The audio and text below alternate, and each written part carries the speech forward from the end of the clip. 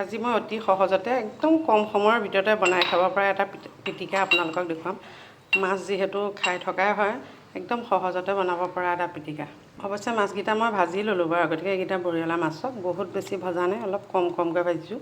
পটককৈ ছিঙি দিলেই ভাগি যোৱাকৈ এনেকৈ ভাজিছোঁ, কাৰণ খৰখৰীয়াকৈ ভাজিলে ভাল নাই। তাৰ কাৰণে লৈছোঁ অকণমান আদা, দুফুটা বা 3 ফুটা নহৰু ল'লে হ'ল, 2টা জলকীয়া, সৰুকৈ এটা পিঁয়াজ।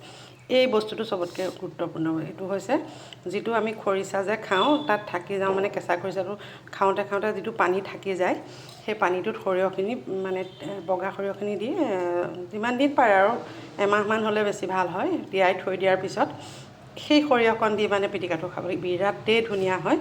খাই চাবচোন আপোনালোকে। এইটো সৰিয়হ, এই অকণ খৰিচা লাগি আছে দেখিছেনে, ইয়াতে এইবোৰ অকণ খৰিচা লাগি আছে। এইখিনি দি এতিয়া মই পিটিকাটো বনাম। একদম সহজতে হয় আৰু ইমান একো কৰিব নালাগে। আপোনালোকে মিক্সিটোকো দিব পাৰে, মই অৱশ্যে খুন্দনাটোতে বনাম। খুন্দনাত মাছখিনি দি দিম। অকণমান মাছটো আগধৰিতে খুন্দি ল'ম। এইয়া চব। এতিয়া মই ইয়াতে নহৰু 3 ফুটা দি দিছোঁ, আদা অকণো দি দিছোঁ।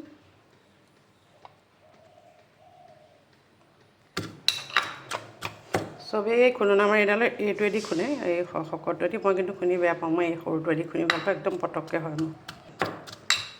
এইয়া চব খুন্দনা মাৰিডালে খুন্দোতে কিন্তু অকণমান লাগি ধৰা আগতে কৰিব, কাৰণ মাছটো যিহেতু বহুত বেছি ড্ৰাইকৈ ফ্ৰাই কৰা নাই মই। এয়া চব নহৰু আৰু আদা দিয়াৰ পিছত এনেকুৱা হ'ল। এতিয়া মই ইয়াতে দিম পিঁয়াজ। পিঁয়াজটো আপোনালোকে নিদিবও পাৰে, ইচ্ছা অনুসৰি দিবও পাৰে, নিদিবও পাৰে, কথা নাই। মই অকণমান দি দিছোঁ আৰু। এতিয়া মই পিঁয়াজকণ খুন্দি ল'ম। এয়া চব পিঁয়াজ দিয়াৰ পিছত এনেকুৱা হৈ গ'ল। এতিয়া মই ইয়াতে জলকীয়াকেইটা দিম। সেয়া জলকীয়াটো অকণ ডাঙৰ কাৰণে মই কাটি দিলোঁ, সৰু হ'লে গোটাকৈও দিব পাৰোঁ। এতিয়া জলকীয়াটো খুন্দি ল'ম। এইখিনি দিয়াৰ পিছত এনেকুৱা হৈ গ'ল। চবতকৈ গুৰুত্বপূৰ্ণ বস্তুটো হৈছে এইটো, কাৰণ এইটো একেবাৰে লাষ্টত এইকাৰণেই দিছোঁ যে ইয়াৰ গোন্ধটো খুব ধুনীয়া হয়, মানে খুব ধুনীয়া গোন্ধাই, কৈছোঁ নহয়। এইটো লাষ্টত এইকাৰণেই দিম যে তাৰ গোন্ধটো থাকিব, সেইকাৰণে এইটো একেবাৰে লাষ্টত দিম। এয়া এতিয়া দিম। এতিয়া এইখিনি সৰিয়হ অকণ এয়া খুন্দি ল'লোঁ। ইয়াত আপোনালোকে যিকোনো ধনিয়া, মানে যিটো খাওঁ ধনিয়া বা মান ধনিয়া, সেয়াও দিব পাৰে, খুব ধুনীয়া হয়। নহ'লে আদা পাতো অকণমান দি দিব পাৰে, আদা পাত দিলেও বৰ ধুনীয়া লাগে। 2-এটা নৰসিংহৰ কোঁহ দি দিব পাৰে, খাবলৈ খুব ধুনীয়া হয়। মই অৱশ্যে দিয়া নাই, কাৰণ ছোৱালীয়ে ধনিয়া নাখায় একেবাৰে। এইখিনি চব হৈছে, মই এতিয়া উলিয়াই ল'ম। এইখিনি ওলাই আনো। একেবাৰে লাষ্টত কি দিম জানেনে? অকণমান মিঠাতেলটো ভাল দিব, কাৰণ গোন্ধটো ভাল হ'লে খাবলৈ ভাল হয়। যিকোনো আপোনালোকে খোৱাৰ ভিতৰত ভাল মিঠাতেল যি খায়, সেই মিঠাতেলটোকে দিব অকণমান।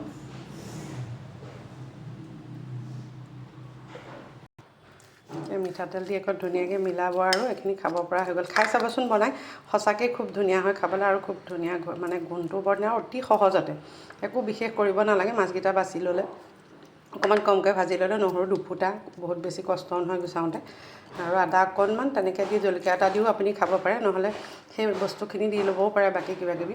একচুৱেলি বৰ ধুনীয়া হয় খাবলৈ। আপোনালোকে বাৰু বনাই খাবচোন, কেনেকুৱা পালে মোক জনাব দেই। ধন্যবাদ।